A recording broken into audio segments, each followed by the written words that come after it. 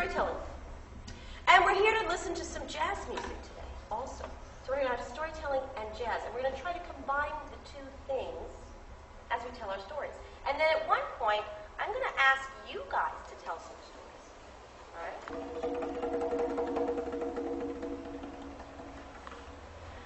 And we're going to a place of business.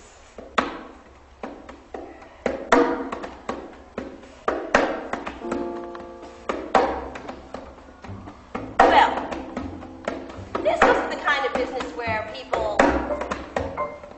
picked food or were shoveling coal. And this was a time when there were horse-drawn carriages.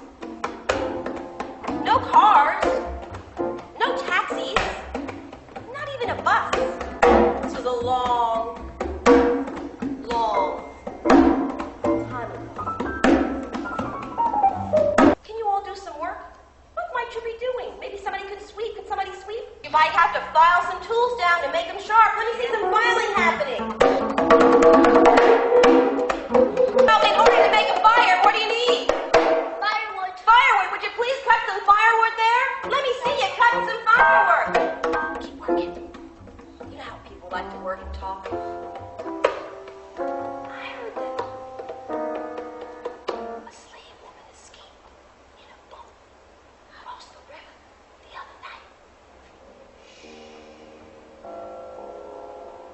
A man named John Parker.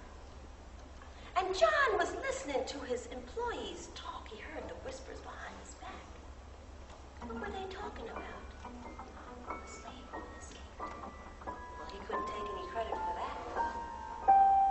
Couldn't take any credit. Why would he need to? Because John Parker was one of the people on the Underground Railroad. He was a person that would help other slaves escape.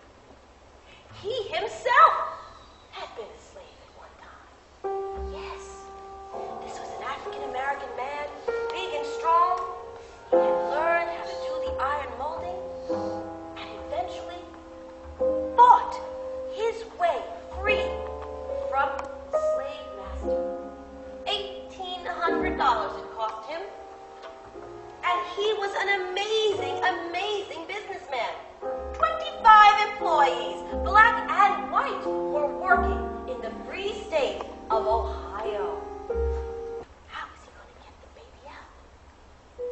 John got down on all fours. He crawled across the floor till he got to the foot of the bed. And he looked up. And there was the baby, down by the foot of the bed in a little grave. John scooped the baby up and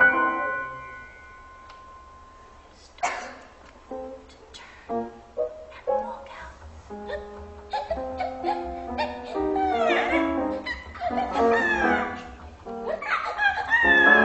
baby started to wake up. John didn't have time to soothe the baby because the master had just started to wake up. What's going on? What's going on? John grabbed the baby and started to run out of the door. Nobody ever found out who helped those slaves escape. John Parker went back time and time again. By the time he was finished, I think he had helped about 300 people escape out of Kentucky.